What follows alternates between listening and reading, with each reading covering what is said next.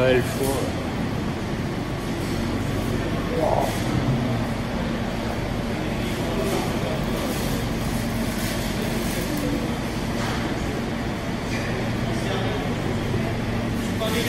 C'est la course, ça va, monsieur. Vous pouvez faire la photo. Ah oui, oui, une petite photo. C'est bon.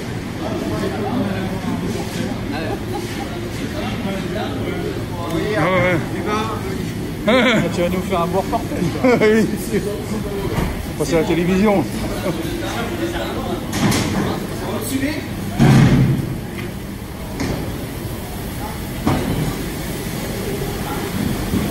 Ah ouais, d'accord. C'est chaud, c'est chaud. Pour la découpe là.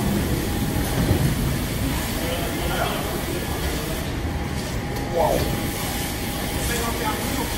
La suite, je vous expliqué tout à l'heure. On va travailler.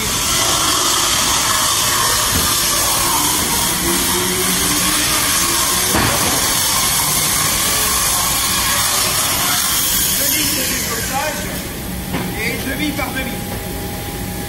C'est là où les fameux 25% d'eau brute doivent être retirés. Là, bah, les gars, ils sont impressionnants. Ils font ça tout.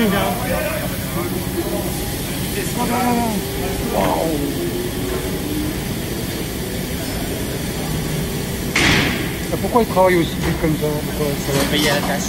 Ah, c'est pour ça.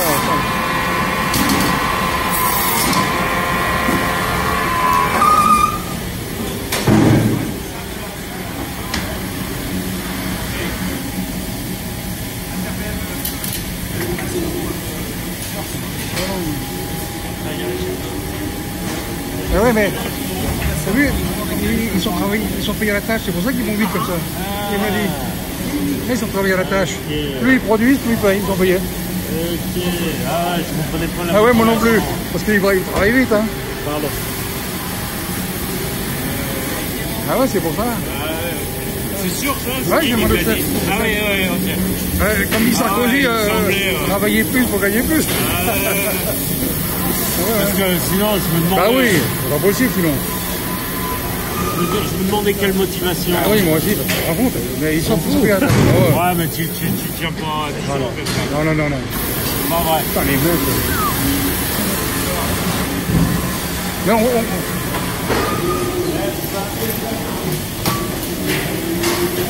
Ah, c'est impressionnant.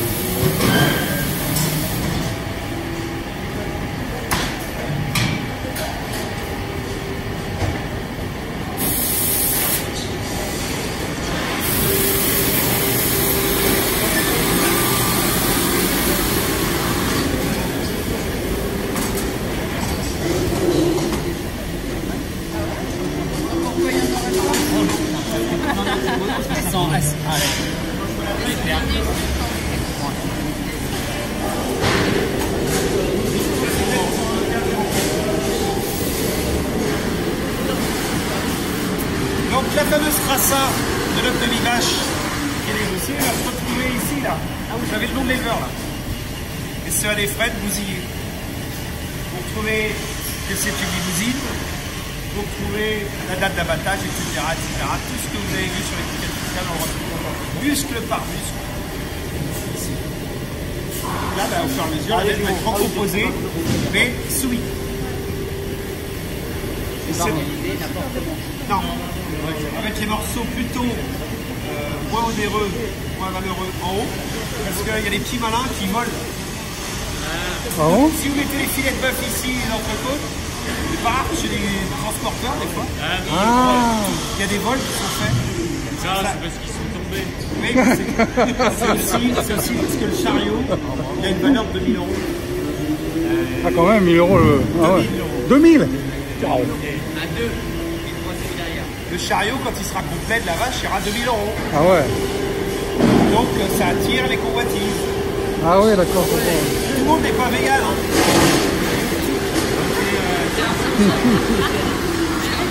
J'ai fait une animation vegan, c'est affreux. Personne n'en voulait. Ah, c'est affreux. Donc voilà. Tu devrais faire venir un groupe de véganes ici, leur faire visiter. Ouais. Je sais pas. Je crois pas que la discussion est possible. Non, je blague. La discussion, c'est possible encore. Ce qui est intéressant par rapport à ce que nous demande Christophe, c'est que dans un magasin, si effectivement le magasin veut du piéçage en tant que tel, il peut le récupérer dans ce... C'est l'exemple type là. Ça s'en va le Père Guérande. Ça, c'est un. On me demandait tout à l'heure, il travaille toujours avec 400 éleveurs, c'est toujours les mêmes. Et sur toute la partie basse, c'est-à-dire collier, jarret, etc., on va les transformer en haché. 200 hachés. Donc, on va isoler les muscles. Ils sont prévus pour faire ça. Haché.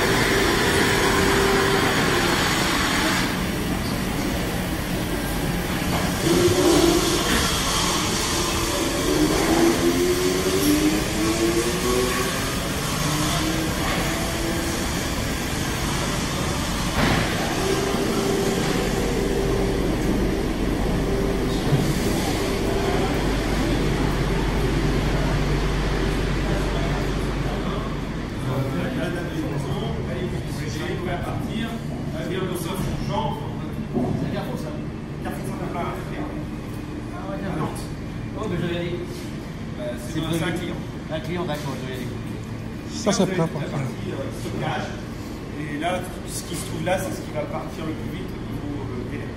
En DLC, alors les DLC, c'est simple. Elle a été abattue le 8 novembre. Oui. Elle a été conditionnée le 13, c'est-à-dire aujourd'hui. Oui. Et elle va jusqu'au 28 décembre en DLC.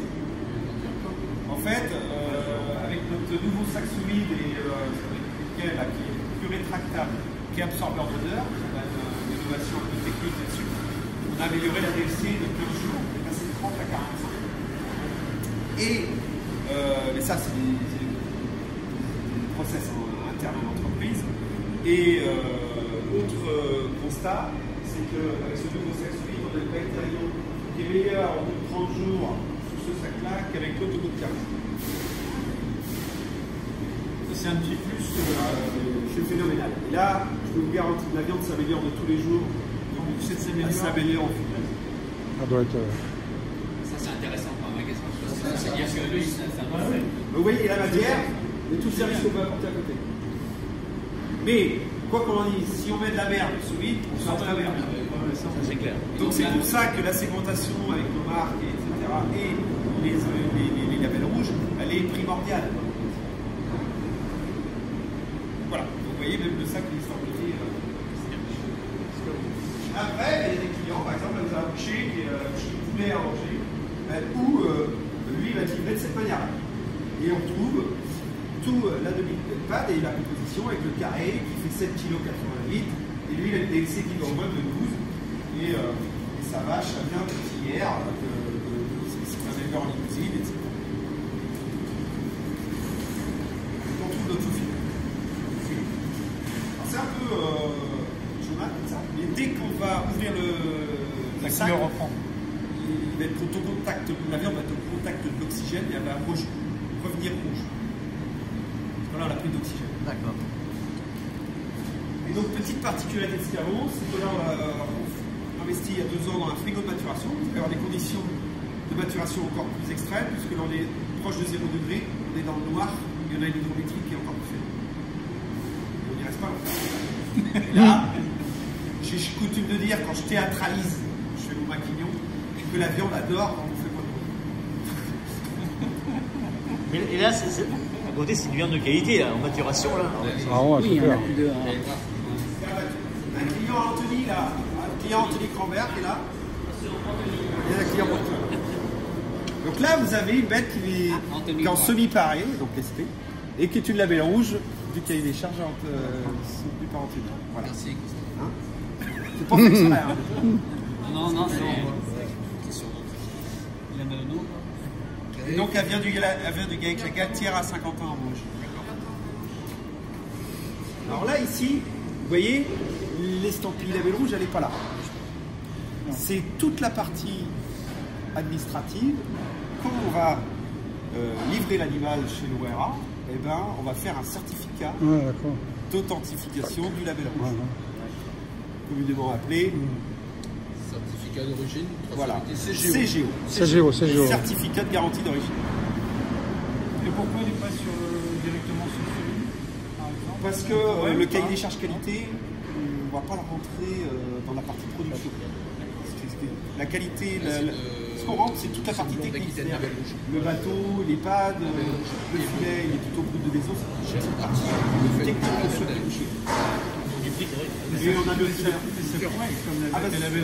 sauf qu'aujourd'hui on n'a pas le logiciel informatique pour aller jusque-là. D'accord. Par contre, comme on a le numéro de l'eau ici, je te le dirai à un moment donné. Sachant qu'elle a deux numéros de l'eau, cette bête-là, elle a un numéro de l'eau source, qui est celui fait par l'abattoir, quant à son carcasse, et après on a recréé un lot propre à l'animal quand on est entré dans la salle. Il y a un autre avantage, peut-être, je ne sais pas si tu l'as dit Christophe, c'est que comme on a mis tout sous forme de petits films plastique, les produits se garantissent les uns par rapport aux autres, par rapport à la contamination possible. Là, du fait qu'on est tout sous forme sous vide et sous forme de sachet, ben là, il peut sortir sa pièce, la travailler, sans forcément nuire à la qualité des autres pièces. D'accord. C'est ça aussi, c'est un service complémentaire. Donc nous, là, là j'ai une histoire à raconter du gars avec la gatière. C'est un gars qui a trois éleveurs, père, frère et fils. Ils font aussi du niveau de boucherie. Ils sont dans tous les cahiers, ils sont en label. Et du coup, c'est les gens qui lui fournissent toutes les semaines. Ça. Ils ont un chef de assez conséquent. Et c'est de la petite couture. Moi, je sais que chaque semaine, avec Yves, j'ai jamais de désillusion, ou rarement. Et s'il y en a une, nous, on va faire l'arbitre dans le frigo, dire ça, c'est pas labellisable. Elle a des points de couleur, elle a souffert, cette bête. Et on retrouve toujours l'histoire de l'animal. Le but pour le boucher, il faut qu'il y ait une véritable régularité en termes de qualité. C'est ce que demande son consommateur. Un label rouge, c'est un rayon de traite de magasin ou un artisan, c'est ce qu'il va chercher. C'est une traçabilité, une qualité, mais surtout une régularité. Et on justifie le prix au maximum. Et donc, entre une viande de printemps et une viande d'hiver, par la graine de lin, on arrive à stabiliser, on compense. Cette fameuse carence de la nature. Qu'avec du végétal. Il y a combien de produits label rouge? Comment ça? En tout, label rouge oui. Alors, sur le bovin, je ne sais même pas. Il y en a bien une vingtaine aujourd'hui. Vingtaine? Sur le bovin, il y en a une vingtaine. D'accord. Alors, vous avez des labels de race, et vous avez des labels de territoire. D'accord. C'est les cahiers des charges où chacun a posé sa particularité, sa différenciation de produits. D'accord. Donc, vous allez avoir des bœufs fermiers, vous allez avoir des labels de race blonde d'Aquitaine comme le VBA. Vous avez différents cahiers des charges en fait. Voilà. Qui sont à peu près tous les mêmes au final. Le tronc commun, il y a un tronc commun. Il y a un tronc commun. Mais après, il y a des petites particularités, par exemple, qui vont être attribuées à la race, d'autres qui vont être attribués, eux, ils sont aussi inspirés avec la graine de lin bleu blanc cœur, donc ils sont estampillés, il faut rentrer dans ce cahier des charges-là. Vous avez des caractères d'âge, des caractères critères de labellisation. Certains qui ont des caractères de poids, de classement, de formation, etc. D'accord. Et là, donc, ça vient de saluer.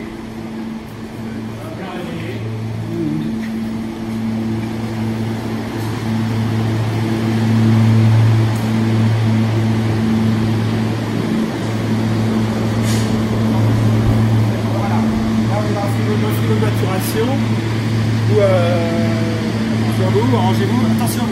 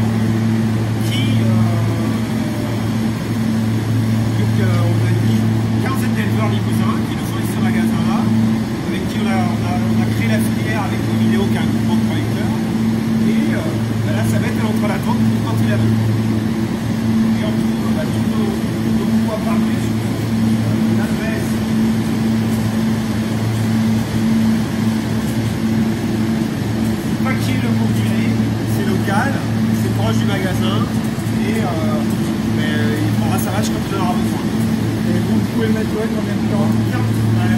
La DFC de consommation, c'est 45 jours. On peut aller jusqu'à 30 jours quelque part. Mais c'est pas l'idéal. Après, faut que ça tourne. Est-ce qu'à un moment donné, la viande arrête de s'attendrir ou de prendre le goût, je pense. Bon, mais je sais pas. Ça n'a pas été mesuré des choses là. Non. L'éleveur chez qui on va cet après-midi, Michael Bazanté, est un producteur label rouge en limousine. Donc c'est pas sa vête, mais ça peut être son animal. Alors c'est une commande qui est prévue, qui est faite dans le cahier des charges de l'artisan, mais aujourd'hui j'ai pas la date de livraison. L'intérêt, c'est qu'il soit livré le plus rapidement possible. Pour nous, oui. Mais l'intérêt c'est aussi qu'elle soit à point quand il va la vendre pour son client, son consommateur. Donc là, si la maturation est faite chez nous, il n'a pas de stock chez lui, il n'a plus qu'à la préparer pour la mettre en vente. Et combien de temps chez vous reste une temps de maturation? Là on n'est pas rare qu'il reste 15 jours chez nous. 15 jours. Mais tout le monde n'est pas adepte de ça. Hein. Ça c'est un service. C'est payant. Non, on le met dans le prix de notre viande. Il est payant sur le prix, sur la qualité du produit. Voilà. On va dire ça comme ça. Le temps de stockage n'est pas... c'est facturé. Le stockage n'est pas facturé. Ah, on va facturer la prestation des ossages, d'accord, ça c'est parti là. L'idée c'était aussi de dire, pour en vendre une certaine quantité, il ne faut pas la vendre plus cher qu'il faut, parce que sinon on n'en vend plus. Donc à un moment ou à un autre, il faut être accessible. D'accord. Si on est élitiste, comme on se l'expliquait avec des fois les carrés de bœuf maturés en cave, il faut vendre 75 € le kilo. C'est pas accessible à tout le monde. Donc t'en vends moins. Ouais. Donc il faut rester dans le marché quand même.